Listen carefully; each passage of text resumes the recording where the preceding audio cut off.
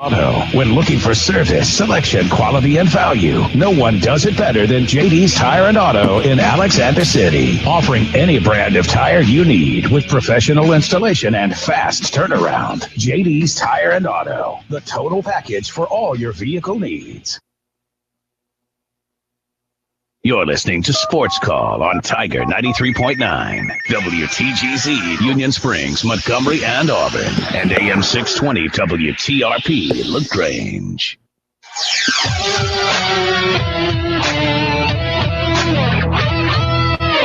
You better buckle your seatbelts because it's going to be a show to watch. From Tiger Communications. Jackson, touchdown! For 20 years, East Alabama's sports talk leader. Swing and drive! Mountain right! Sports Call. Oh, what a dunk! Call in now at 887-3401 locally. Right through, you got it! Or 1-888-9-TIGER-9 toll free. Struck him out! And now, coming to you live from the loveliest village on the plains. Sports Call. Hello again, everyone, and good Thursday afternoon. Welcome into the latest edition of Sports Call. Getting a little echo there. Hopefully we can take care of that. We appreciate you joining us today on the Thursday edition of Sports Call. I am Andy Graham, alongside Randy Lee, and we'll be with you until 6 o'clock. Taking your phone calls and discussing everything relevant in the world of sports. Please give us a call and be a part of the program. 1-888-9-TIGER-9 toll free, or locally at 334-887-3401 on the Auburn Opelika Tourism Hotline. A lot to talk about on today's show. Randy, I feel like I'm Lou Gehrig here, but hopefully we'll be able to clear that up, and we will forge through. Sports Call today is brought to you by Home Place Mortgage. Home Place Mortgage of Auburn and Lake Martin, the region's mortgage professionals. Rates for all new home or refinancing mortgage services. Come to the right Home Place Mortgage of Auburn and Lake Martin. Be sure to visit them at homeplacemtg.com. We are taking your predictions as we have all week. Auburn traveling to Louisiana State University this weekend. 4 net rushing yards will be the tiebreaker. Our question today: what are the keys to Auburn's success in Baton Rouge? I don't think there's just one key. I think there's probably a lot of keys. But what do you think are the keys to Auburn's success in Baton Rouge? Certainly a lot to clean up, as Gus Malzahn said, from the overtime win over Jacksonville State. Those people almost really feel like that was a loss, even though Auburn had more points at the end of the game. They dropped 12 points in the polls. Not really. The performance Auburn was looking for. It certainly did not make the adjustments. Did not make the leap from game 1 to game 2. So certainly a lot of work to do for the Auburn Tigers as they travel to Baton Rouge to take on LSU. Auburn is putting the finishing touches on the LSU game plan. Impact plays will be a priority for this team. We'll certainly dive into that and get a lot more specific about that. The impact plays for a Gus Malzahn offense just absolutely usually they average about 7 a game. Right now we're averaging, I think, about 18 a game. About 18 per play. So or one every 18 snaps is what I'm trying to say. Will the Tigers have all hands on deck? That's a big question moving forward. Can they win without those guys? That's another question. Jason Caldwell will join us at 4:30 as he often does, but we'll begin today and talk a little bit about our question today. What are the keys to Auburn's success in Baton Rouge, Randy? Obviously, very unimpressive. I don't, for whatever the deal was, Tiger Transit was not running really, really well. And when I had to wait 45 minutes to get on the bus to the Village Mall, when I looked behind me, there was probably 200 people, and you were one of them. So I missed the first couple of drives of the game. You said you didn't hardly get into the second quarter. Yeah, I didn't see in the first play I saw was first play of the second quarter. So I know that morning games are that way, Andy, and it's a struggle just to get up there, and everybody ends up there at the exact same time. So maybe there's no way. Have you been to an 11 o'clock game where you've had an issue as much as you had Saturday, though, Andy? Never. I've only rode the transit for probably 2 or 3 years, so but I've never had to wait at all. There always seemed like there's about 10 buses running at Village Mall. They look like there were 2 running Saturday, but maybe it got better, or maybe it was running better earlier. I didn't get there until probably right at 10 o'clock, but it was not good. 888-9 Tiger 9 334-887-3401. I did. I was going to bring that up. As random that you said that as we led into the program today too, but I'm having a lot of fun watching replays. I don't get to watch all the games on Saturday. There's multiple games going on at one time, and so the SEC games more than not, I want to see the teams that we're going to play in the future. So I'll catch myself midweek watching an Arkansas game, or midweek checking out a Georgia game just to see how they're doing, the way they're progressing. Otherwise, I'm not going to catch them. So you're doing the same on Auburn games. I'm sure a lot of the fans are doing the same out there. Yeah, no doubt about it. I mean, when I got home, I certainly watched several games. I had 2 games going at once, and I try to keep up as best I can, try to see, just get a sense of, I watched a little bit of Vanderbilt in Georgia, watched a little bit here and there of Alabama, and tried to pick up and watch a good bit of that Tennessee-Oklahoma game. But, we keep talking about explosive plays, and while that is a big point of emphasis this week in practice, we have to get that going. This is from I'm sure all of you that are members of Scout.com, which again Jason Caldwell will join us at 4:30. But Stat Tiger, he's a pretty famous guy. He does a lot of statistics, and Rhett Lashley said this is probably the least amount of impact plays we've had back-to-back games since we've been back, since 2013, and he's right. Auburn, averages about 1 impact play, which is a 15-yard play, every 7.5 offensive snaps. That's since Gus Malzahn's been in college football. That's 2006 to 2015. So every 7.5 snaps, Auburn's gaining a 15-yard play. That just hasn't happened this year. Right now, through 2 games, Auburn only has 7 impact plays on the entire season. So we have 1 every 18.8 snaps. That's not going to get it done. And I go back and I watch the replay. We were talking about this before. A lot of that is at the feet of Jeremy Johnson, and a lot of it belongs at his feet. He has not played extremely well, but I watched that first drive, and again, I missed it during the game, but I went back and watched the replay. And Auburn goes right down the field on that first drive. They get to about midfield. I believe it was on first down. We bring in a formation I'd never seen before. It's like a full house backfield. You've got Jeremy Johnson and Peyton Barber behind him, and almost kind of like a pistol. And then you have Chandler Cox and Cameron Petway both in the game at the same time, both playing H-back. They snap the ball to Jeremy, and it's kind of like a counter because the offensive line blocks to the right, and then you have the right guard pull, which is Devontae Danzy.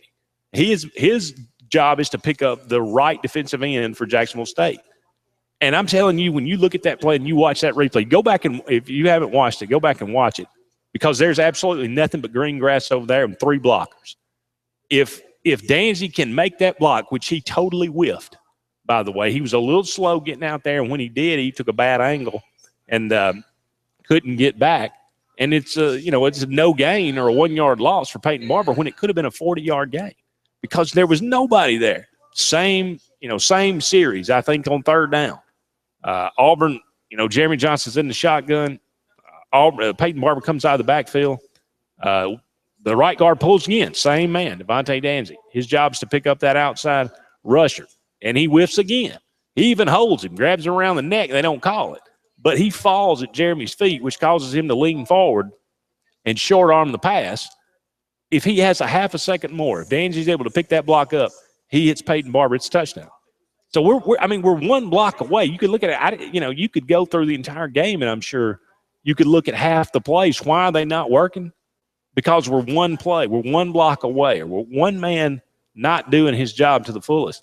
And I'm sure a lot of teams can say that across the country, but that's the difference between having an impact play and not. One block. I'm telling you, that eye in the sky, that video, and you're going back in and you watch that, and I don't care what level of football that you're in, you're going to hear that exact same spiel you just gave all the time.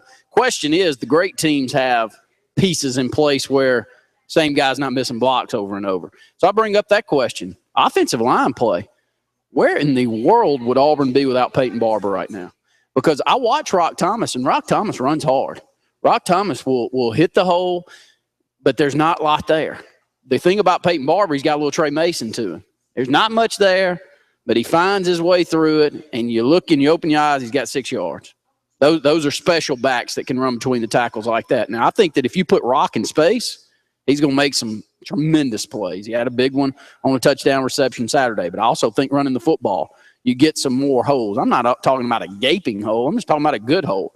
I haven't seen a lot of good holes this year. Have you, Andy? No, and the concerning thing is it got worse as Auburn until the last 2 drives. Then they just started ripping off, 15, 21 yards for Peyton Barber. But the offensive line had to shuffle. Avery Young didn't play. So you had Devontae Danzy playing right guard where he normally plays left guard, and you had Braden Smith playing tackle where he's normally in that right guard spot. Could he have gotten out quicker? Could he have made that block whereas Danzy missed it? Maybe he could have. Maybe he's a better athlete overall. If we got everybody in place, and it just still goes back to, are we going to have all hands on deck? I think we've got a really good 11 and 11 on offense and defense, but we got to have them all at the same time. I know we wanted to hold out guys, and there's question that is Carl Lawson going to play Saturday? From what I saw of Trey Matthews on the sideline, he didn't look like he was hurting at all. I think he could have played. Now, Avery Young, I don't know. They're talking about an ankle. We'll ask Jason. Maybe he's got an update on that. Lawson, he was on crutches, but he looks like he's okay. But I don't know. But I think we're closer, and I think you could probably say that in a lot of situations. But there are a lot of things to not like, but I think there's some hope moving forward, and if everybody does their job, I think we're going to be okay. I think the hope's LSU.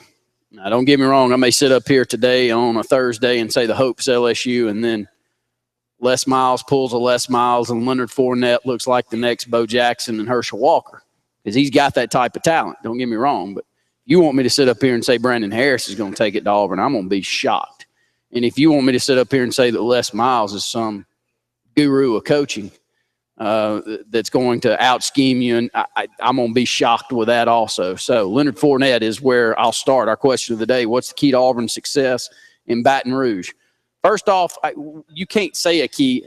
A key, don't turn the football over. Okay, everybody's going to say that. Don't turn the football over and allow them to pick it off in our territory and take it in the end zone or pick up a fumble. Those are clear ones. Ones that I think you can definitely point to, though, is defensively. If we can hold LSU, and it's a crazy number, but if we can hold LSU under 200 yards rushing as a team, you like that number, Andy? Considering they threw for 71 last week, that doesn't obviously scare you. They didn't make Brandon Harris beat them, and I don't think they want Brandon Harris to have to beat anybody.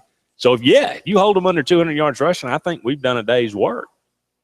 So, is that where you would start? Defensively is where I'm starting with Auburn. It's hard for me. Yes, if Jeremy's got to play better, offense has got to play better, but it's hard for me to believe that Gus Malzahn's not going to get that side of the ball turned around at some point. He always has. But defensively, it looks like the same old Auburn defense we've been watching for 5 or 6 years. Well, here's one of the big problems. In 2 games, our opponent's 16 of 33 on third down. Wow. That's 48.4%. That's got to change. That has absolutely got to change. Now, Jacksonville State on first down, they threw a lot. I go back, I looked it up. I went and looked it up today. Louisville, on first down, they ran the ball 16 times. They threw the ball 21. Jacksonville State ran the ball 19. They passed the ball 17 times on first down. Auburn, we ran the ball 26 times on first down. We threw it 3 against Louisville. We ran the ball 23 times on first down. We threw it 9 against Jacksonville State. We got to be a little bit more creative, and we got to. We cannot allow our opponents to be in 2nd and 2 all the time.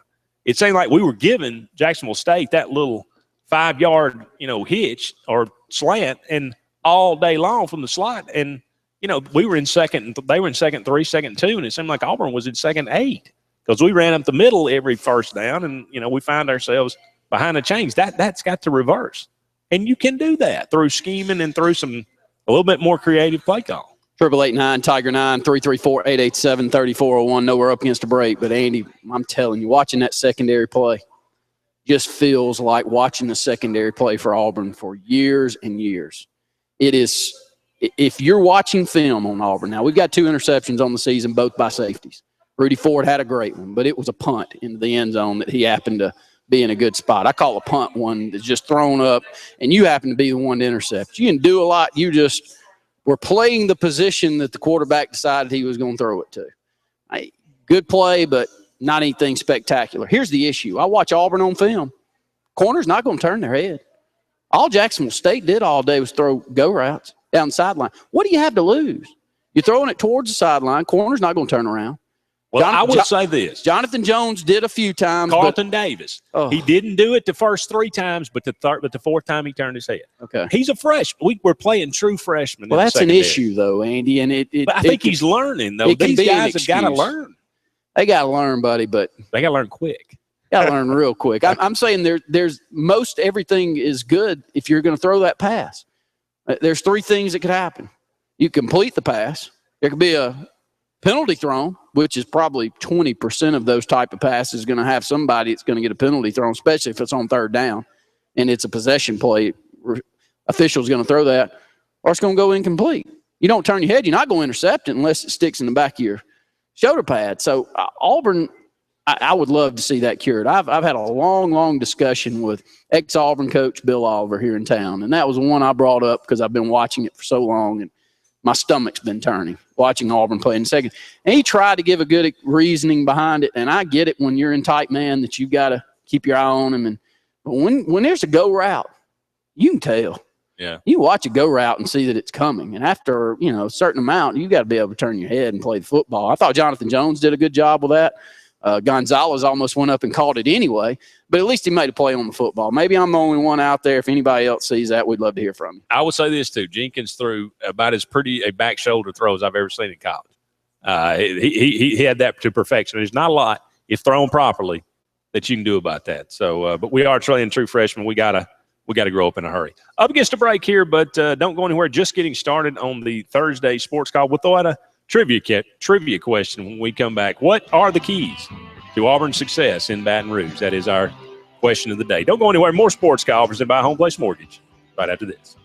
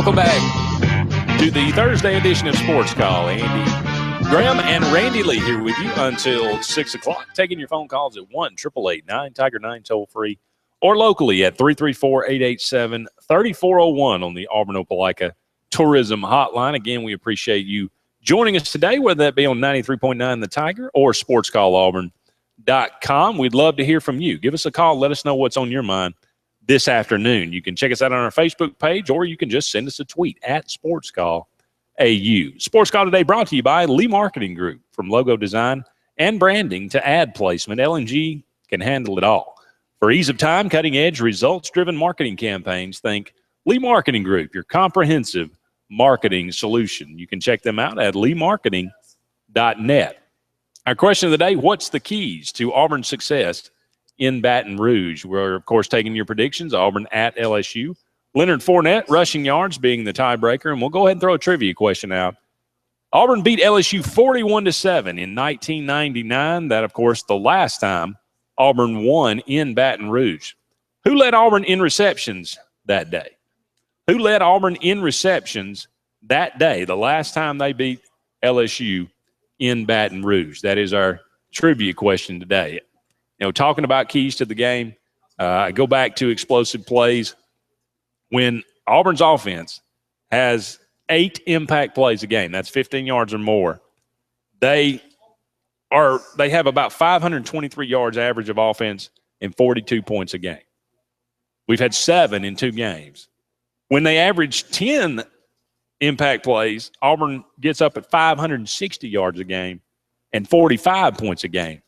Now, they're 47-10 when they have those 10 impact plays. And that's a little sad, I guess, that we've scored 45 points and we've lost 10 of those games. But in order for this offense to get cranking and to score some points and to chew some clock and to, amass some yards, you got to have those impact plays. Let's go back to the phone lines. Terry, you're on Sports Call. Good afternoon, gentlemen. Thank you for taking my call. Good to hear from you. Yes, sir. As y'all know, I'm an Alabama fan, but I'm not going to ever dog Auburn. I mean, that's just not right. But, what needs to happen is patience, focus on process. Now, that's what needs to happen. But now, let me add a little bit more. I'm not going to put all of any blame on anybody.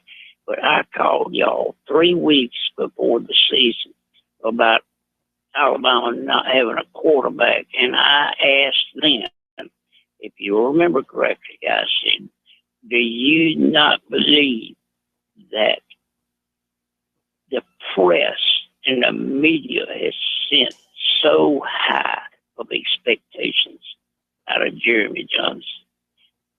And I think that's probably what has happened. You got to remember he's a very young man, and you just keep pumping it in his head that he is the shortest thing other than Jesus of being quarterback.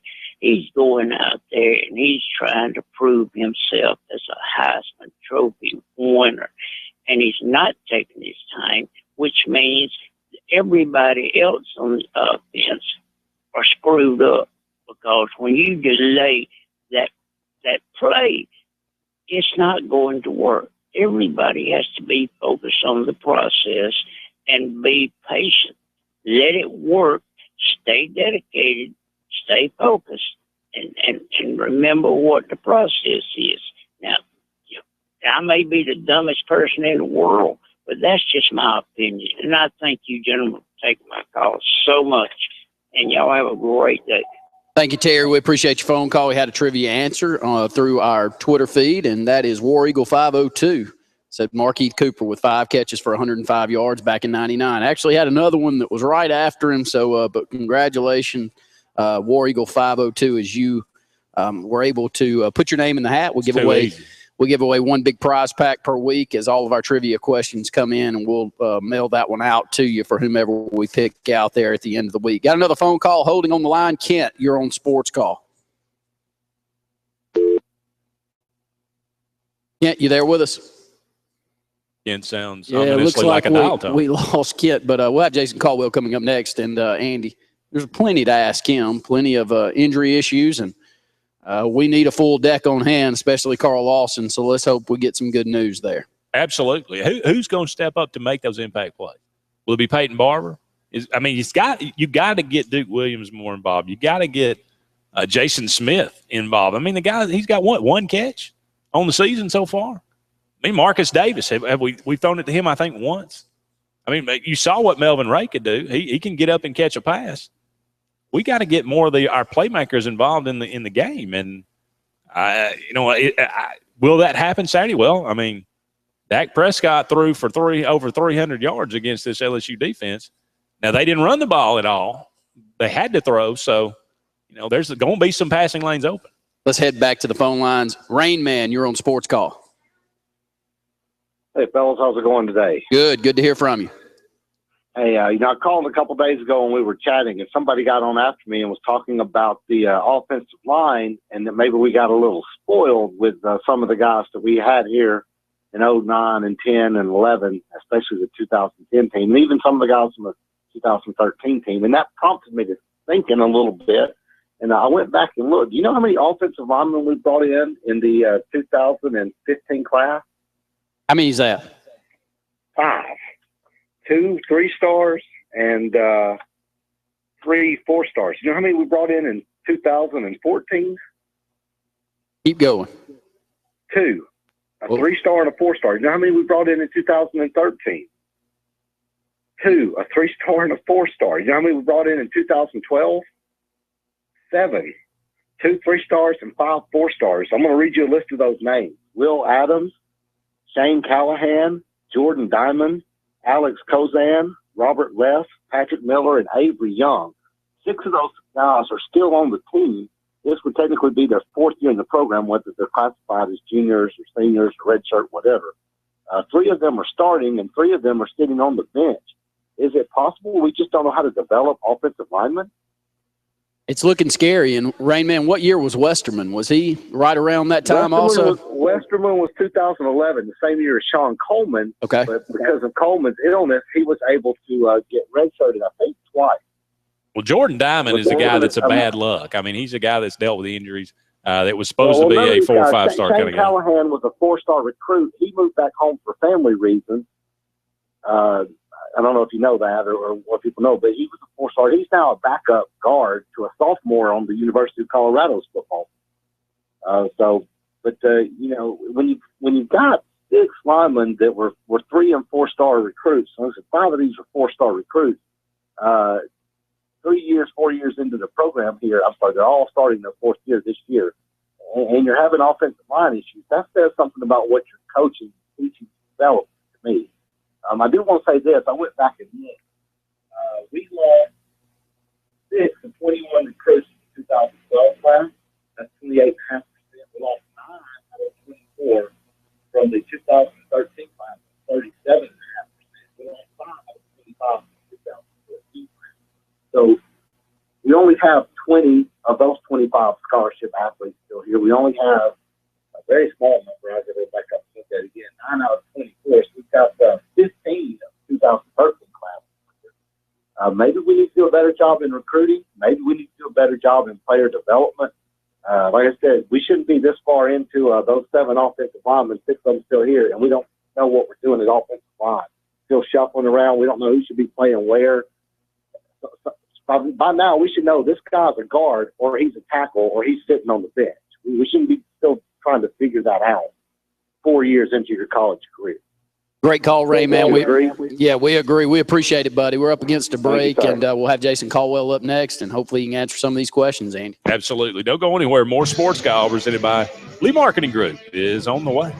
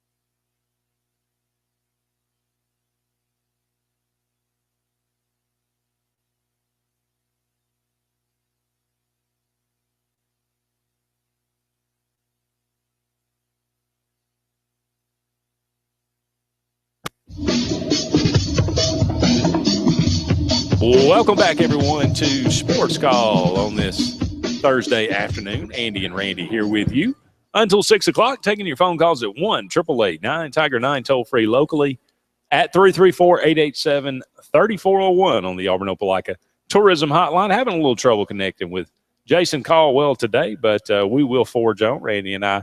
Of course, talking about this game, Auburn versus LSU, taking your predictions all week. Leonard Fournette rushing yards being the tiebreaker. Love to hear about your keys to the game of Auburn's success in Baton Rouge this Saturday. You look at this LSU team. Obviously, we talked about them. Controlling the running game for Auburn is going to be paramount. Louisville ran the ball for 238 yards. Now, granted, a lot of that was Lamar Jackson late in the game. We were totally unprepared for that in the second half. You watch on first down, Louisville in that game in the first half, 3.2 yards per play on first down. In the second half, 7.7 yards per play on first down. That's the difference between having that quarterback back there. Now, Brandon Harris had a pretty decent day. He ran the ball only 5 times, but he had 48 yards. Averaging 9.6 yards a carry. They didn't put a lot on him. Only threw the ball 14 times, only had 71 yards. They were very short, very safe passes. But LSU runs up down the field, 266 yards rushing. Mississippi State holds them to only 43 yards rushing. Dak Prescott had minus 19 yards rushing. The longest run he had all night was 3 yards. So, LSU's front seven controlled that game. It was just a matter of Dak Prescott getting hot and spreading the ball around a pretty good bit and finding something in the passing game. And they almost came back and won that game. Had a field goal in the air to win it. But you talk about the matchup between Auburn and LSU.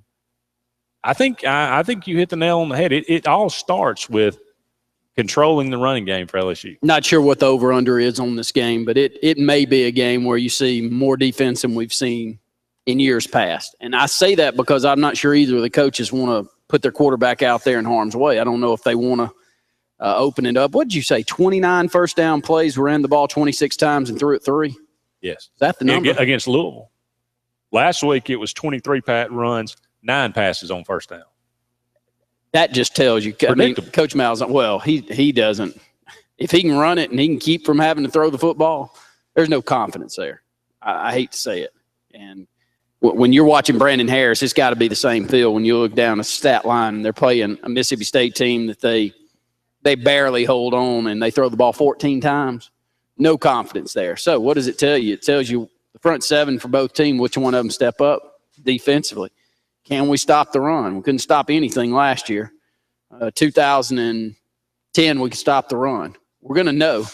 I think we're definitely going to know on Saturday if we can stop the run this year. I don't count the scrambling quarterbacks. I kind of count the 85 yards from Tromaine Pope last week as grunt work. We're going to have to do better than we did there. We had several players out. So there's your key to the game. Which one of the front sevens play best on defense? I thought Auburn did a pretty good job against Louisville up the middle. And LSU, that's their bread and butter, really. They want to run between the tackles. They want to establish that line of scrimmage. If Auburn gets everybody back, I mean, Devereaux Lawrence is a pretty big guy there in the middle. Obviously, Montravius Adams, I think this is by far his best season so far, at least starting out of the gate. Dontavius Russell got a little banged up, but he came back in the second half. I think those 3 guys in the middle, I think we're pretty formidable in the middle. If we can control that, our biggest problem has been letting guys get outside. And then in the second half against Jacksonville State, they started running more of that read option, and we started getting a little sloppy in there, and the quarterback busted us for a couple of runs up the middle. Are we going to we're going to see that from LSU. Even if that's not really a part of their big game plan, everybody's going to run that against us until we prove we can stop it. Let's go back to the phone lines. Luke, you're on Sports Call. Hey, guys. How's it going this afternoon? Good to hear from you, Luke. I'll tell you, I don't know why we're all so surprised that everybody's having a hard time figuring out what's going on with Auburn, because I know Randy felt this way. I certainly felt this way. I don't know about Andy, but Auburn was probably the hardest team to figure out coming into this season. Now, I know Auburn fans were certainly optimistic and like to paint a pretty picture, but, I mean, it was a hard to get your hands around this team with so many unknown variables, like who's actually going to be the lead runner, how's the defense going to react to Will Muschamp, et cetera, how are some of the injured players going to come back, the chemistry with Duke Williams. And I think that's just played out in these first two games. You still can't get a read on what's going on here. I think if you didn't have the preseason expectations for this team, I mean, you would be saying this isn't a very good team. But because we had the preseason expectations and because we've seen Jeremy Johnson play better than this, I think that everybody's saying, okay, let's see what happens this weekend against LSU. And I think the good news for Auburn is that you look at somebody like a Mississippi State, they ended up having some success late, and I would say that Auburn's got a better running attack than Mississippi State does for sure. The bad news would be if I were to compare Jeremy Johnson to some quarterback in the SEC, the best comparison may be Dak Prescott. I mean, somebody who can run. It's not necessarily his first option, but he can run. And LSU certainly handled him fairly well. So it's going to be a tough out. There's no doubt. I mean, Auburn hadn't won there since '99 for a reason. But I'm not counting them out again. I think this 7-point spread that is in the game is very hard to figure out. I don't know who in the world I would take because I can see this going either way. Luke, great call, buddy. We appreciate it. All right, have a good day. All right, and thanks to Luke, and I agree with him. Luke and I have talked also off air, and he and I just never saw this coming with Jeremy Johnson. Now, I was never as high on Auburn this year as some others, but it was defense. Didn't have anything to do with offense. I thought we'd just kind of do what Coach Malzahn's done, roll another quarterback in there. We saw what, Jeremy could do in the first half. I bought into all of that. You know who Jeremy reminds me of right now? Who? Bo Wallace. He'll turn around and make a incredible throw like he did to Rock Thomas, perfectly on the money. He'll make throw a strike, on a slant pattern, and then he'll just throw an incredibly terrible pass. Is it good or bad? That's kind of who he reminds me of right now.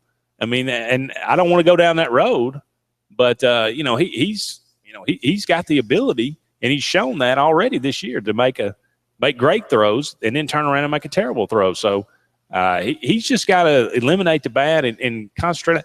Look, Auburn in the second half, and again, I told Brett I watched the replay of Jacksonville State, and usually I feel better after watching a replay because, you're a little bit more – you can take a step back and look at it. I felt worse after watching that replay until the last two drives of the game. And Auburn said was like, what are we doing? Just let's get on with it. And we went right down the field twice. Now, Rock fumbled on that last, which is not good, but we were right down the field twice. And granted, we didn't have far to go on that second one because of a shank punt, but can we build on that? That was a great throw for a touchdown. We throw that swing pass to Peyton Barber, and he, makes four guys miss and fights his way. Can we build on that? Can we build on the good things that happened at the end of that game? We came back and won. We're 2-0. That's the question for me. Can we build on the success, the little success that we did have Saturday? 888-9-TIGER-9 334-887-3401. Couple questions because I want your opinion on them. Tempo, where is it? When you're watching, since Coach Malzahn's been there, I catch myself in the stands and I'm going, just go. I don't care if you want to point to where we're running the football, just go and just go fast. And 2010 was great with that, 13, but in between, even when we went and played for national titles, just go. We're gonna be able to run the football. I feel like there's just so much more thinking and planning and deciphering what the defense is going to do now than I can remember in years past. Well, I think we've always said we want to go fast, but it's more about just going to the line of scrimmage and getting the right play now, it seems. We're stopping and looking at the sideline even more now. But even when back then, Gus Malzahn's hurry-up was never like Oregon's. Oregon's, buddy, I mean, we're going to go. The play's already in. Doesn't matter. We're going to call. We're going to run it. Gus is more about once you get that first down and then you run, same play, boom, boom, boom, and you're down the field. Then you spring a, play action off that same run that you ran 3 straight times. That's kind of his hurry up. We just hadn't got enough first downs. we have not gotten in a rhythm enough to do it, to get in that tempo. Let's go back to the phone lines. Tankertown, you're on Sports Call. You on the line there? Yeah, I think we got you. You there with us? Yes. How y'all doing today? Good. Good to hear from you. Tiger Town. Okay. I would like y'all to comment on something that Gene Stallings said this morning. Okay. He said that he was disappointed in Will Muschamp so far. He said he understands that he had injuries and stuff on his defense. He said, but he said a good coach, almost any good coach can coach up great players, but it takes a great coach to coach up average players. What do y'all think about that comment? And I'll hang up and listen. Thank you, Tiger Town. Well, what was – okay, let me say, I'm disappointed. Yeah. I'll be the first to say. I watch us Saturday in the secondary, and I know there's freshmen. But I don't know if that's just poor recruiting, poor keeping players around. When you look out on the field and there's 5 freshmen, I don't care how many injuries there are. You can't build any more depth than that. You got to throw 4 true freshmen, 5 true freshmen out there on the field. Andy, come on. Well, we lost Josh Holsey to an knee injury. We lost Blake Countess to getting thrown out of the game. So that's 2 guys, your experience right there. How many secondary players are you recruiting a year? Trey Matthews didn't play in that game. 5 or 6, though. Just work with me. But 3 experienced guys. Well, let's just go 15 or 20 that you've got on the roster. 12, 15. 12, 15. 5 true freshmen. I mean, in the secondary, they weren't doing it. Look, there was not a lot of imagination going on, Andy. It was go routes. It was a lot of underneath stuff. Some of that is you got a new coaching staff. Those guys were recruited to play Ellis Johnson. They saw that. They don't like that. They want to play man-to-man, and they bring in as many true freshmen as they can because they think that's what they can do. We got some phone calls coming through. Let's go ahead and take a break. When we come back, we'll take these, Andy. More Sports Call on the way, presented by Lee Marketing Group right after this.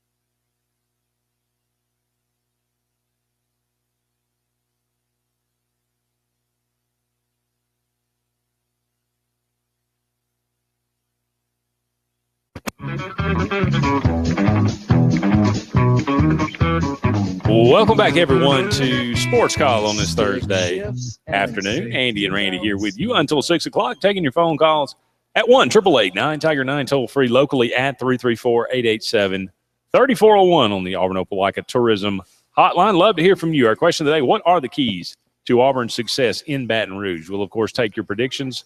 Auburn at LSU, Leonard Fournette rushing yards being the tiebreaker. Been a spirited show so far. Got a lot of good debate, and we'll go back to the AO Tourism Hotline. Ed, you're on Sports Call. Hello? Yeah, good to hear from you, Ed. Hey, I didn't hear y'all say my name. I was just, I'm glad I got your online number because I listen to Sports Talk online a lot during the day, when I'm in and out of the house. And it's been hard to pick up out here for some reason. I sure hate that because I like y'all a lot better than the other local program. But as far as the score, I'm going to say something like AU 34, LSU 31. And was the tiebreaker how many yards Fournette? Yeah, rushing yards for Fournette. I don't think we're going to stop. I'm going to say about 218. Oh, boy. That's going to be a long day. Yeah. Man, I don't think they can stop him, though. That kid is good. He almost went to Auburn, and although he was a Louisiana kid. But I think we came down to like the top 2 or 3, and I watched a lot of tape of him and stuff, and, man, he's good. But I just wanted to tell you that. And as far as I don't know this, and I'm not trying to put anybody down, believe me, but has Auburn ever had a player, this would be like a trivia for one of your interns, commit 5 turnovers in the first 2 games and start the 3rd game? And I love Jeremy Johnson, and I know he's pressing too hard, but the one that we've probably seen so many times was when he plants to the left, and then he locked on to the right, and the linebacker dropped, and he just threw it right to him. He's locking on to his receivers too much. I know he's trying too hard. The long passes are all getting intercepted because they're underthrown. If he overthrows them, he doesn't have as many. And a couple of those passes may have been caught, but it seems like on long passes, he the deep routes, he's missing them by 3 or 4 yards. On the crossing route, he's missing them by 2 or 3 yards behind them. And I know they practice full speed, but how could you explain that he seems to be slow? Is he? Surely he knows how fast his receivers are by this point. And I know there's a lot on him, and I'm not down him, but if he struggles this game, I think the pressure will be on pretty hard to at least give Sean White a chance. You can't just keep. I think it'll be good for Jeremy, just to maybe set out a couple of series. I don't know. But I'm going to try to get y'all on that, Sam, on your satellite feed on the internet. And I appreciate y'all taking my call. Thank you, Ed. We appreciate it. SportsCallAuburn.com, and we've had a number of you find us on social media and let us know if we're having any issues with the stream. Also, if you need us to call or you need to get in touch with us on an issue you're having with your mobile or your PC, just make sure to reach out to us on social media, and we'd love to do that. Quickly, got about a minute left in this segment. Rain Man again on Sports Call. Hey, guys, real quickly, I pulled up the Auburn roster and the 2013 recruiting class, and there are 4 defensive backs that are in that class that I could not find on the roster. Do these names sound familiar to you? McEnroe Alexander? Transferred. Kari Harding? Transferred. Kerry Harding? Brandon King? Transferred. Hey, he's gone. He left. He graduated. Cameron Melton? Transferred. All 4 of those guys were 3-star defensive backs recruited in the 13 class. None of them are on the team anymore. As well as Calvarez Besant from a couple of years back. As well as Calvarez Besant. We also lost Derek Moncrief. Just keep going. I mean, you are speaking the word out there, Rain Man. That was what Andy and I were talking about during the break, buddy. You got to recruit them. You got to be able to teach them how to play football. Absolutely. Got to go to break here, Rain Man. Really appreciate the call. The Fox Sports are coming up next, but Randy and I'll be back with hour number 2 of Sports Call right after this.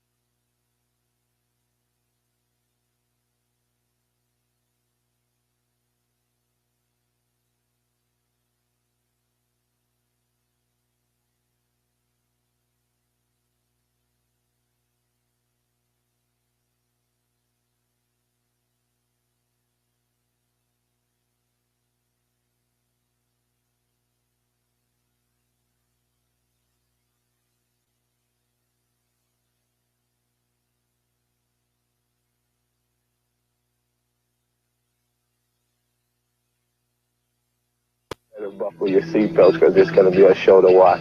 From Tiger Communications. Jackson, touchdown. For 20 years, East Alabama's sports talk leader. Swing and drive, Belton right. Sportscall. Oh, what a dunk. Call in now at 887-3401 local. Right through, he got it. Or 1-888-9-TIGER-9 toll free. Struck him out. And now, coming to you live from the loveliest village on the plains. Sports Call. Welcome back, everyone, to Sports Call on this Thursday afternoon. Andy Graham and Randy Lee here with you until 6 o'clock, taking your phone calls at 1-888-9-TIGER-9 toll free, locally at 334-887-3401 on the Auburn Opelika Tourism Hotline. Our question of the day: what are the keys to Auburn's success in Baton Rouge? The Tigers, of course, travel to take on the other Tigers in Baton Rouge this weekend. Leonard Fournette rushing yards will be the tiebreaker for the prediction this week. I'll go ahead and throw another trivia question out there. Auburn, again, beat LSU 41-7 in 1999. The first question was who led Auburn in receptions that day. The answer quickly came, Markeith Cooper. I figured a lot of people would guess Ronnie Daniels. He had a big game that day, but he only had 2 catches. But he actually led Auburn in receiving yards, but not catches. Markeith Cooper had 5 that day. Had a great day for 105 yards. Our second trivia of the day, during that 41-7 win, the last time Auburn won in Baton Rouge, who led Auburn in tackles that day? Who led Auburn in tackles the last time they beat LSU in Baton Rouge? Get your calls in, 1-888-9-TIGER-9 toll free, locally at 334-887-3401. Couple holding, Andy. We'll go back to the phone lines now. Coop, you're on Sports Call. I just got a quick question for you. In 2013, Kozan was a true freshman, right? True. And he missed last year due to a back injury, right? Correct. Now, why is he listed as a junior, and why didn't they redshirt him? That's a good question. Maybe he was a redshirt freshman in 2013. Well, wouldn't he qualify for a medical redshirt then? Well, I'm assuming he would. I'll have to check on that. But, let's pull that up. We'll pull up Alex Kozan and see if that was his redshirt freshman year. If that was, he already took advantage of his redshirt year as a freshman. I don't. Right. You can you put in for that 6th year though with a medical redshirt? You can. I'm not sure if you do that later on when you get to that final year, but I'm not sure how that works. I got you. And while y'all looking at that, how is Brent Pritchard coming along with only 1 year of football under his belt? Good question. We appreciate the phone call this afternoon. All right. I tell you, seeing him on the sideline, he's the one you want off the bus first. Andy. Absolutely. I think he's still recovering, of course, from that broken leg. It was, he still had a little ways to go when fall camp began. I think he was still on a little scooter, so he still had some healing to do. How is he coming along? I'm not sure. He's, practicing full bore right now, but my goodness, he's a physical specimen. He's going to be a project. I mean, like you say, with only a year of football in his career. So we'll have to kind of wait and see. But I would expect him to make some sort of impact next year. We heard the same thing in LaMichael Fanning, who ended up going to Auburn, went to Alabama, played at Auburn High School. He was a project. You even heard that coming out of high school, and he looked like a finished project for Jacksonville State. Really looked good. And Jacksonville State, buddy, they've done a great job of going out there and getting some transfers in. Yeah, Chris Landrum was all over the field, number 90. I mean, he played linebacker at Auburn, never really could get on the field, but they had him playing a defensive line, and he was in on quite a few tackles, and he was pretty fired up too. You could tell it meant a lot to him to come back to Auburn and play. Let's go back to the phone lines. Terry, you're on Sports Call.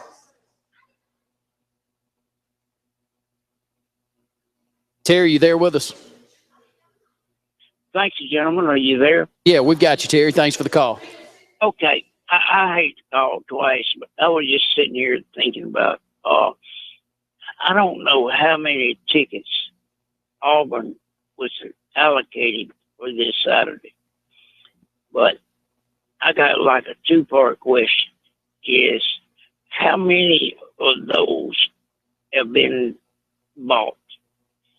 The second part of my question is how many do you think will show up? And I'll hang up and thank you, gentlemen, for taking my call. Usually get 10 to 12,000, I think. How many of them are sold? I don't know. I would assume I would guess all of them, and I would guess that we'll show up. Absolutely. Auburn usually travels extremely well.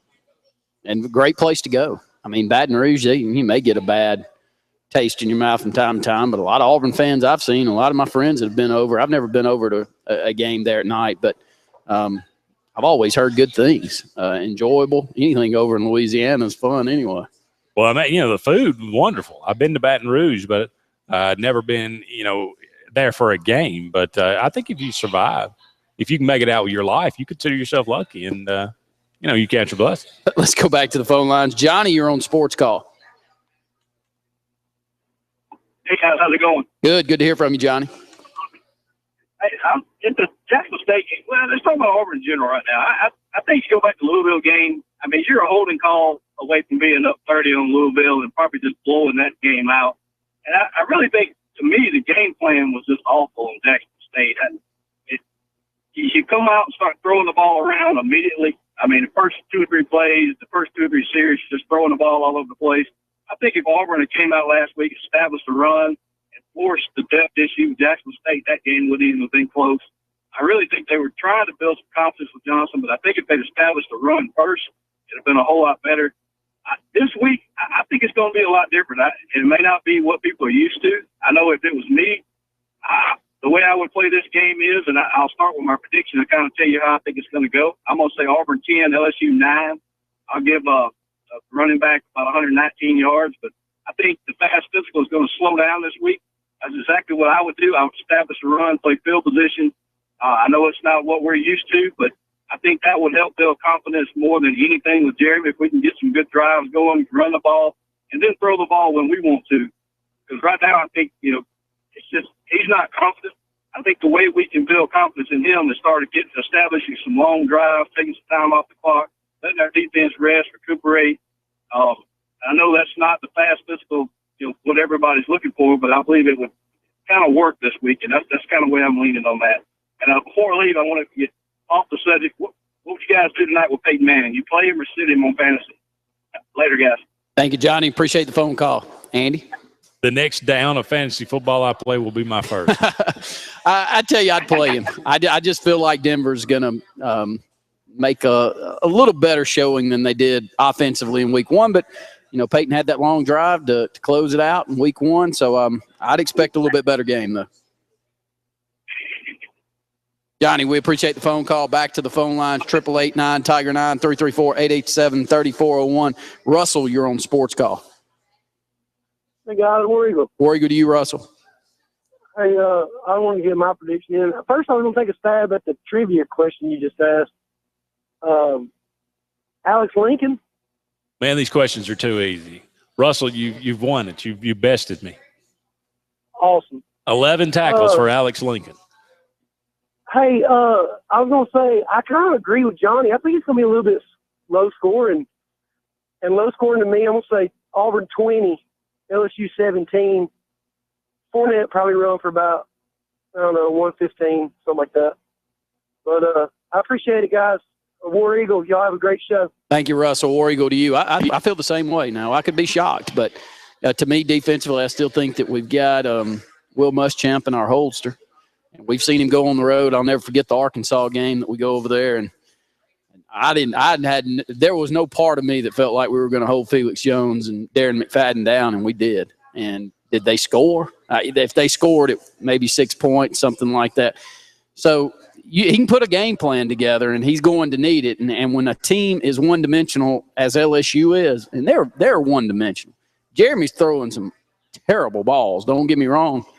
But I still have a glimmer of hope that he gets whatever's going on in his head straightened out, that he can throw it around. I watch Brandon Harris. I don't have a whole lot of glimmer. Now, he may throw for 300 on this Saturday, Vandy, but watching them, I don't see any great arm talent there. Do you? No, I mean, he had a 50-yard touchdown pass called back in that early in that Mississippi State game, and it was a very, very pretty throw. I'm sure he can. LSU's got some really good receivers. They can get deep on you. I think he can. I think he can throw the ball deep. He's got a decent arm, so it's just a matter of can he control the game, from the quarterback position, and that still remains to be seen. Brett and I went back and watched those highlights from the Arkansas game just to make sure, did we dream that?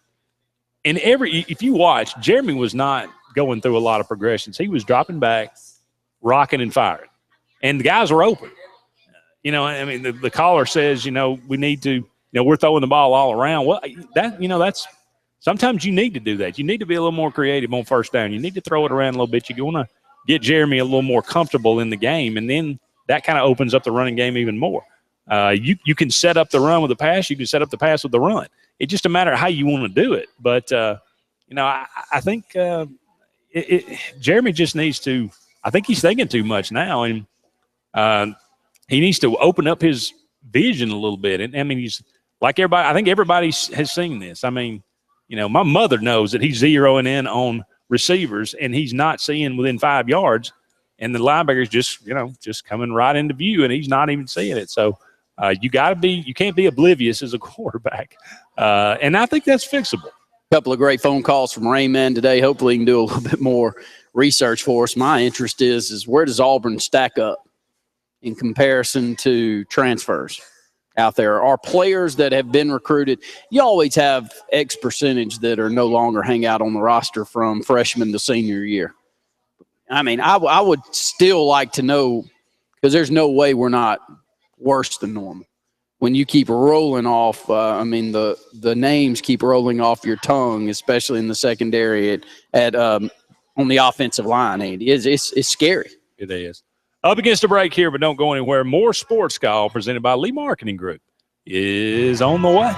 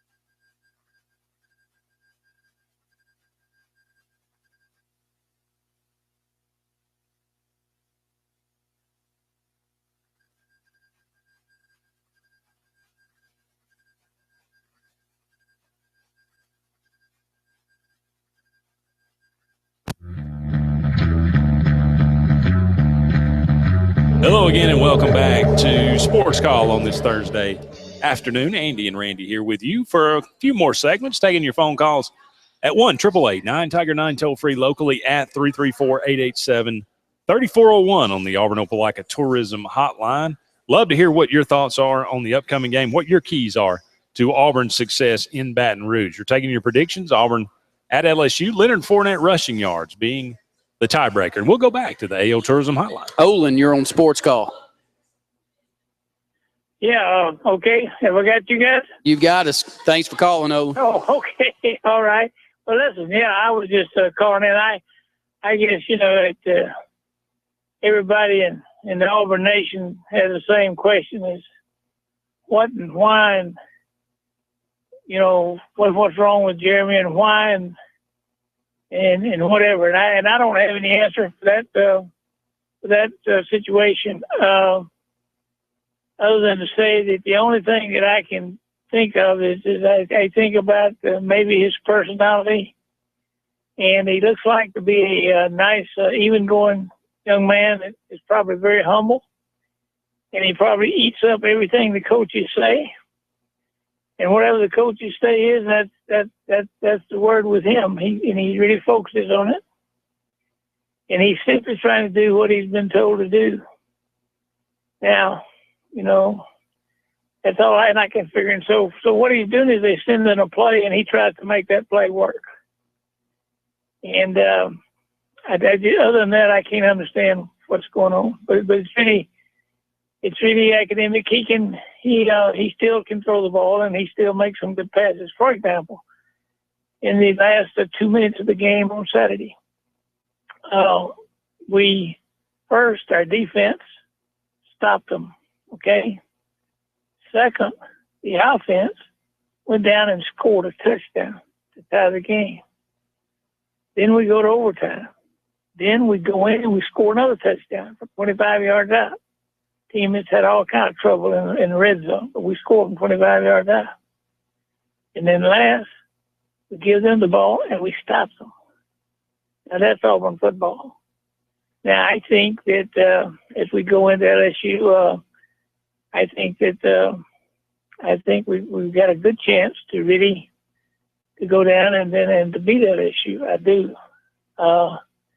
Not based upon the totality of what we've seen, but based upon where we are right now. We should have more people back on defense, and that's critically important. And if we don't have more back, at least those we have will be more experienced. So any way you look at it, it's good. The run, I believe we can grind it down eventually. We're going to give up yards on the ground. But I believe we can handle their offense. I think our offense can come alive. If Jeremy is not the quarterback, I think we've got 2 or 3 other people on the team that can play quarterback and can make it happen. I really believe that. So anyhow, that's kind of the way I see it. Where are you guys at? What are you thinking? Well, I'm where you are, Owen. I really think that there's still a great chance that Auburn could have a breakout game offensively. I think it's imperative that they get off to a good start. I look at what they did on first down in the first 2 games, and we were really, really, really run heavy. I think you definitely want to get Jeremy comfortable early. Now, I think that's part of that is maybe letting him, make some throws early and get him comfortable in the game, and maybe hopefully open up the run game a little. Now, I can tell you this. Hopefully, Leslie and Gus, hopefully they understand that if you're looking at their films, what you're going to see is that Jeremy's going to throw the ball to Lewis the first 2 or 3 times. He's going to be throwing those flat passes, okay? And if you're a good defensive coordinator, you're going to be prepared to pick 1 or 2 of those off for touchdowns. Now, hopefully, Gus and Leslie understand you can't come out with that same kind of approach again. But he's got people he hadn't even tried to throw to yet. For example, he's got his slot back. He's got Marcus Davis, who can be a heck of a game breaker. He's got other big men. We haven't really overused Duke yet at all. And yet I don't. And if they're going to say, "Hey, Duke is the guy who can beat us," and we're going to put 2 men on him, we ought to have 2 other people wide open. even without having a read, just calling the right play and not reading but one way, okay? The other thing is we haven't shown any zone read yet. Yeah, we've gone up there and we've handed the ball off to the running back. But since when do you give it to the running back every time on the zone read? I thought the zone read was designed to give it to the quarterback sometime and put it out sometime and do something else with it. And Jeremy needs to run the ball, get the devil knocked out of him. Maybe that's what will get him going. My point is that, and if he gets hurt, well, I don't think the season's going to be totally destroyed any more than we are. I mean, you can't worry about that. You got to just go play football. And anyhow. Olin, let me ask you this. Just watching the game, the first two games, to me, I'm not sure we've run a true read option yet. Every call seems to be predetermined. No, we haven't. We have not. There's been not one. I have not yet seen a decision made by our quarterback. That is the scariest part right there. He is running the play that's called. Even when the play is called to be a zone read, he's going with the first option on every play. And I think that's the major problem. And I do. I'm afraid we lost Olin. Great call by Olin. And Olin, we still got you there, buddy. Yeah, you still got me. The other thing, I mean, of course, I'm not a coach. I'm just a fan, okay? But I've watched a lot of Auburn football. And I've seen a lot of great coaches at Auburn. And I've seen great coaches who had people that would go out and throw an interception, and that guy would go over and sit down for a series or two, okay? And the second guy would go out there and play for a series or two. And we've got other quarterbacks that have been taking reps for quite some time over there. I mean, Sean White has not been kept in a cocoon. He's been at practice at least, okay? So why in the devil wouldn't you go to your second guy and let your first guy sit down and think about it a little bit? You know? I mean, the idea that we just keep trying to force something that's not working bothers me a lot. And furthermore, that if Sean White is not the guy, I'm telling you, Jason Smith is, and he don't need a playbook. Just give him the ball and get out of the way, because I think he's got the kind of personality that will take charge and get the ball in the end zone. And I think his problem with coaches was probably he don't listen like he probably should, which maybe is a good thing sometimes.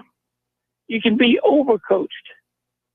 And so, I mean, I sound like I'm criticizing the coaches. Maybe I am. I don't really mean to. I think that Gus and them have it under control, and I believe we'll play like we did those last 2 minutes of the last game.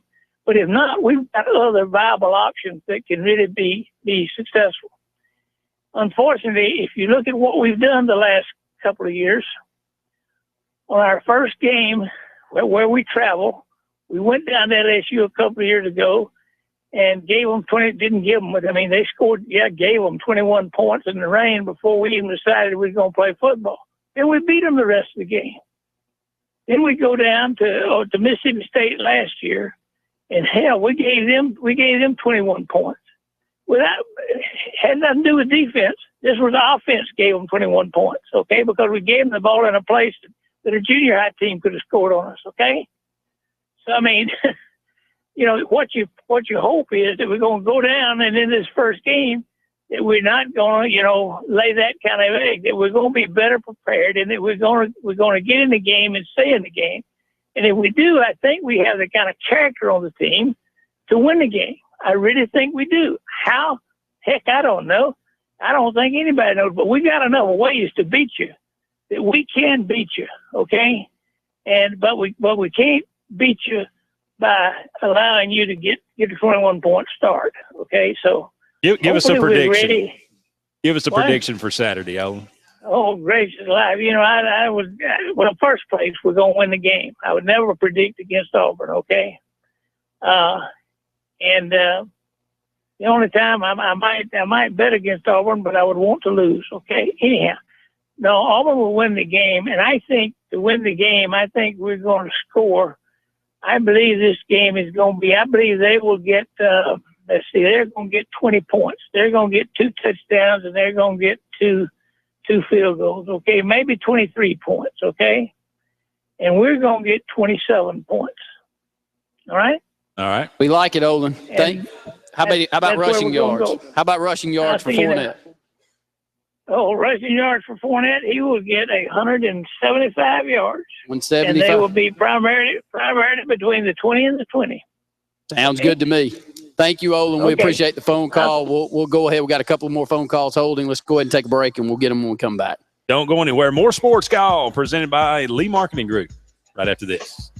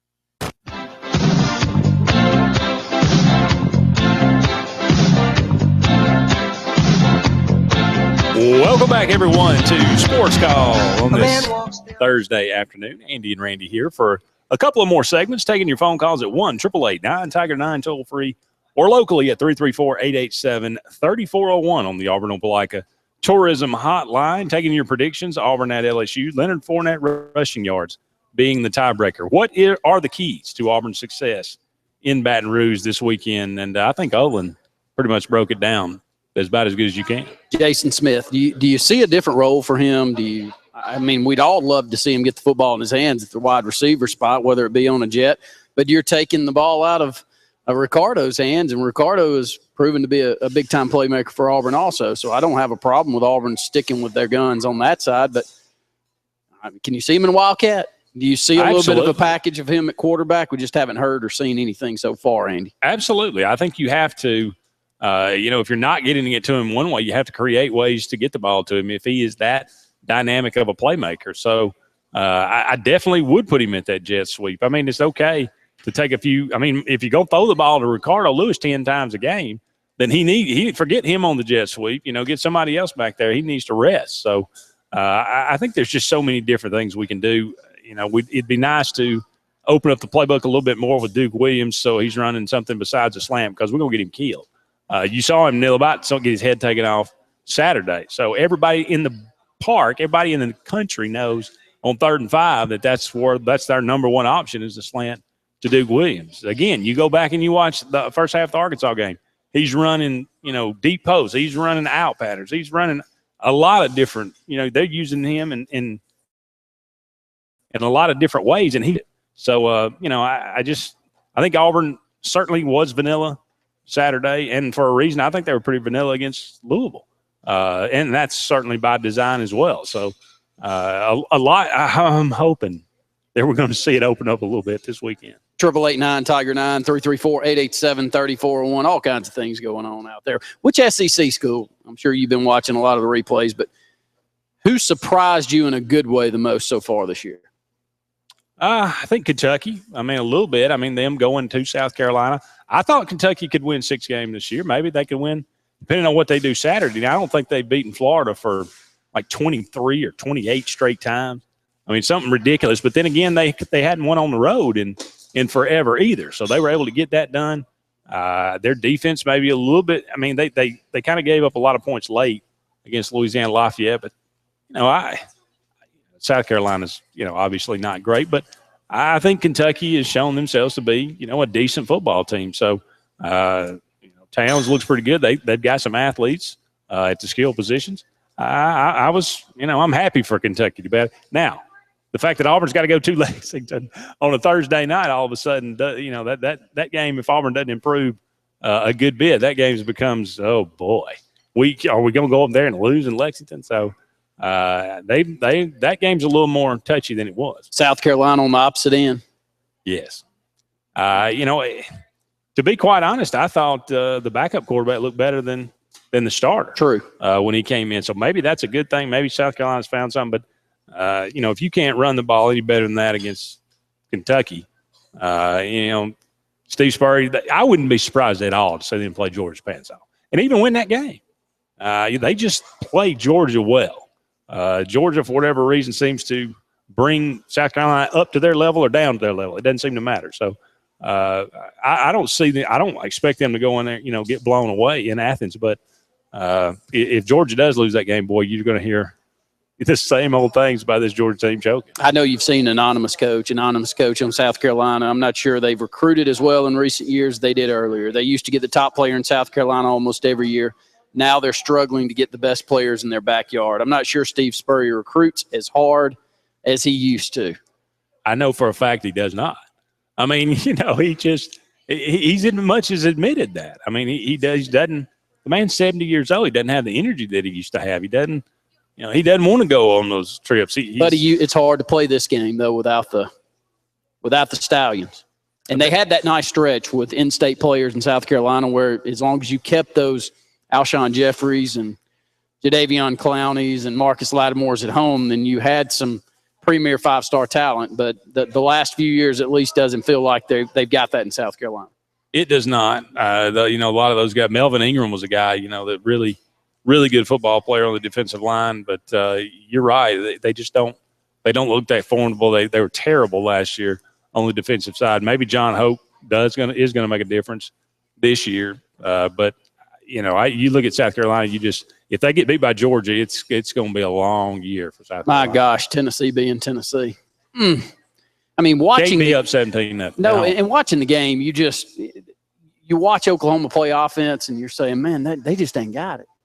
I mean, Tennessee is going to have to fall apart for Oklahoma to put a couple of stretches here where they can put the ball in the end zone. And they do. They just fall apart. And I hate it now because there's so much SEC talk throughout the country. We all love it.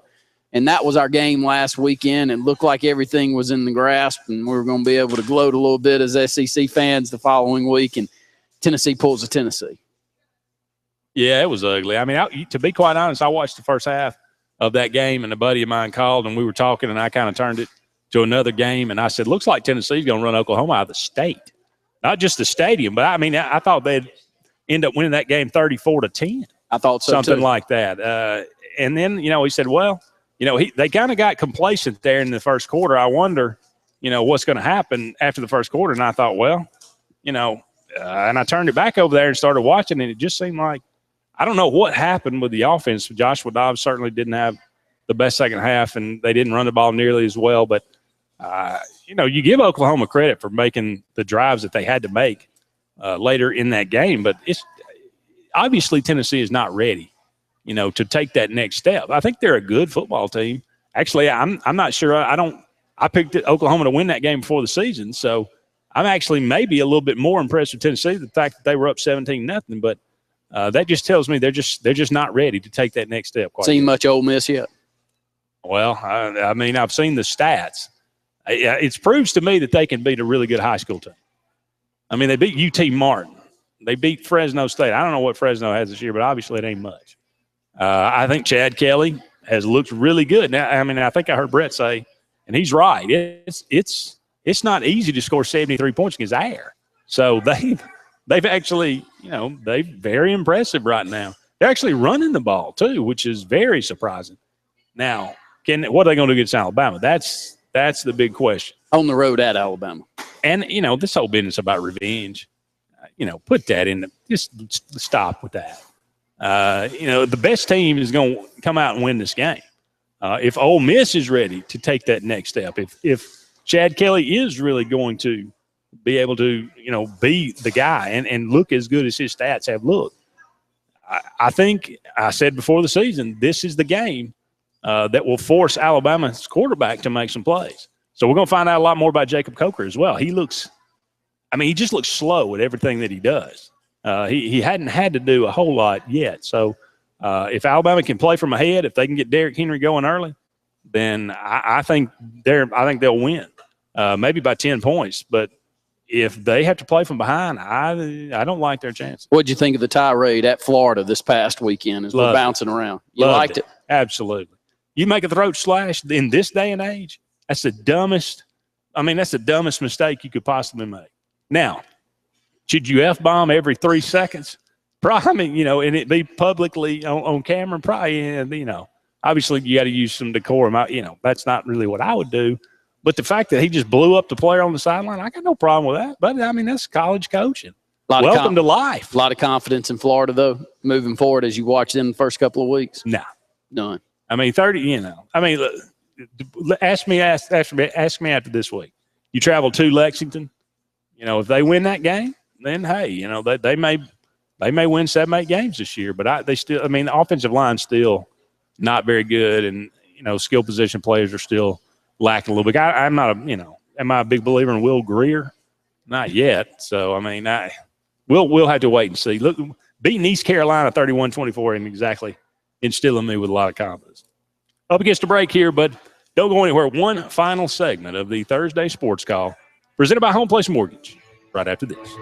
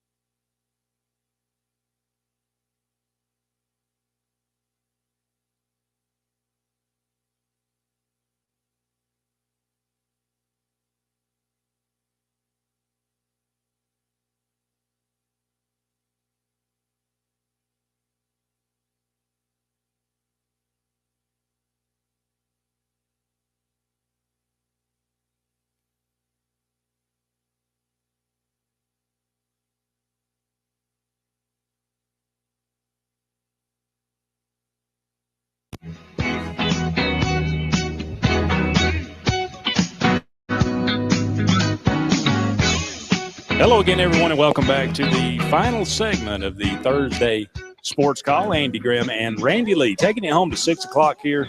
Still time to get that final phone call in. 1-888-9-TIGER-9 toll-free locally at 334-887-3401 on the Auburn Opelika Tourism Hotline. We are still taking your predictions. We will tomorrow as well. Auburn at LSU. Leonard Fournette rushing yards will be the tiebreaker. Randy, as we finish out this final segment, a couple of things I wanted to be sure to mention. The Auburn-Mississippi State game will be a night game. They have announced that it will either be 6 p.m. or 6:30 on ESPN or ESPN2. So, not a 2:30 game, but much rather it be at night than certainly early in the day. And no more 11s, please. Please, for goodness, no.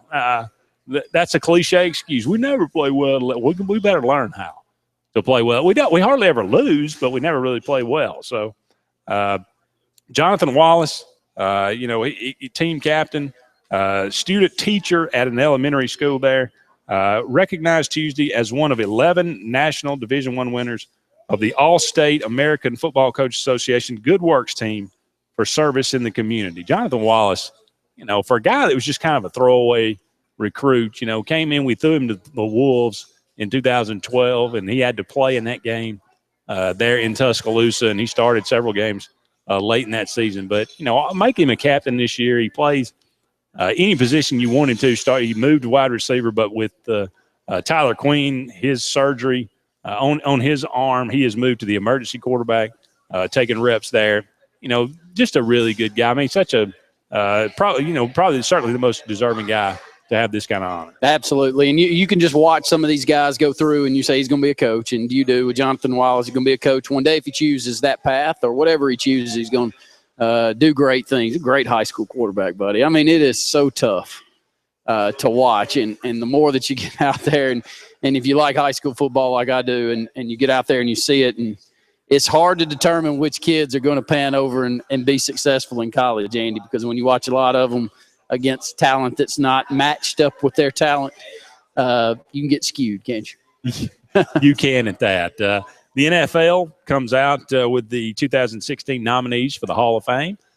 Brett Favre, no doubt, a first ballot Hall of Famer. Terrell Owens, of course, Alexander City native, got to be a first ballot Hall of Famer, right? I mean, when you look at numbers, he's second or third up and down the receiving numbers. Now, there'll be the pundits out there that'll say he was an enigma in the locker room. Terrible teammate. Terrible teammate. But, he played on a lot of winning football teams. And he was, if not the best player, one of the best players on many of those, one going to a Super Bowl. I think about that game and that Super Bowl in Philadelphia. Yeah. If he didn't come back and play in that game, they get wiped out. But, he comes back off a broken leg and, just plays a game, to be remembered. And, really makes it a closer game than probably it should have been. So I'm like you. You take all the other stuff away, but he's definitely, a first ballot in my opinion. Ken Stabler is, finally he get in posthumously this year. He's still on the ballot. That's an interesting question. They'll kind of whittle this down. I think there are like 108 nominees on this list right now. They'll kind of whittle it down to about 15 by February, and then they'll vote, I think, right before the Super Bowl. So 3 Alabama people, former Alabama players on the list, I believe. Sean Alexander, I believe Cornelius Bennett, and Chris Samuels. 2 Auburn players on the list this year, Stephen Davis and Kevin Green. Kevin Green been a finalist for quite a while now. Is this the final year that he gets in? All those names you brought up, including Alabama, Kevin Green's NFL career far outweighs the rest of them. I could pull up numbers, and Sean Alexander, I think he may have been a league MVP, best I can remember, but he only had a little 2 or 3 year span. He got the big contract, and boy, he went on hiatus. He took his money and ran, about what I remember. 1 year he was great, next year he was gone.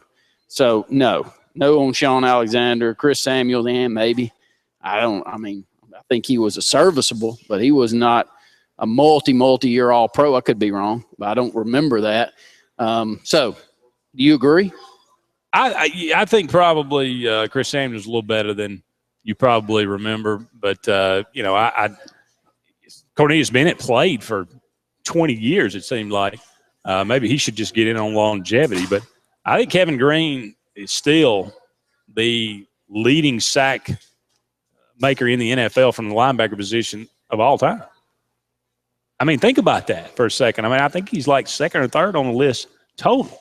You know, as far as the leading sacker in the NFL, how can he not be in the Hall of Fame? So, you know, from what he did in Los Angeles and then what he did at Carolina, I hope this is the year that he gets in. I tell you what's tough to do is when you look back at the numbers, especially quarterback play during the Stabler era, you look at Joe Namath, you look at it's tough to weigh quarterback play in that era to today. Both of those players, for instance, had more interceptions than touchdowns. And I don't think it's real close. I think it's not double, but it's quite a bit more interceptions and touchdowns. Today's world, you look up and Tom Brady's thrown 50 touchdowns and 5 interceptions, or Peyton Manning in one of his great years has thrown 45 touchdowns and 7 or 8 interceptions. You just would never see that number, but maybe that's what's keeping some of these guys out. Maybe so. You know, Super Bowl winner. You know, he had a really good career. It wouldn't be surprised if he went in this year. You know, Darrell Bevel, you know, Marshawn Lynch's mother calls him out on Facebook, says he should be fired. The offensive coordinator at Seattle. I mean, you go back to the Super Bowl, he doesn't give it to Lynch, and people just rake him over the coals. And I was one of them.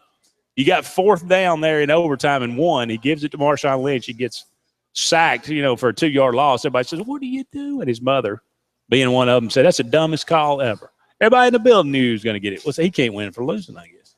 No, he can't. But, you know, that play in the Super Bowl's still Malcolm Butler. Was it Malcolm Butler making the play from West Alabama? And did you watch any of the NBC show last night of Undrafted? I did not. There's several new football reality shows that are on. It was a pretty good one. There was a couple of kids from West Alabama that's trying to get in the league right now. Were 2 of them that they spotlight. Really? Yeah. That's interesting. Rutgers coach Kyle Flood suspended 3 games for contacting a professor. I mean, you know, I understand there's, you know, you got to have rules in place and you don't want the coach to influence, you know, have undue influence. But, I mean, checking up on a player, this player's already been kicked off the team. I don't know if he's just trying to maybe get his grades in order so he can transfer or whatever, but maybe get him back eligible to do something. But that's kind of a weird thing. You can't contact the professor at all. You going to give us your prediction tomorrow, Andy? I'll call it in. Okay. We'd love to hear from you, buddy. No problem. Yeah, I will not be here yet tomorrow. Brett and Randy will bring you Sports Call beginning at 4 o'clock. Be sure to join them. For Randy Lee, I'm Andy Graham saying so long for now. We'll talk again soon.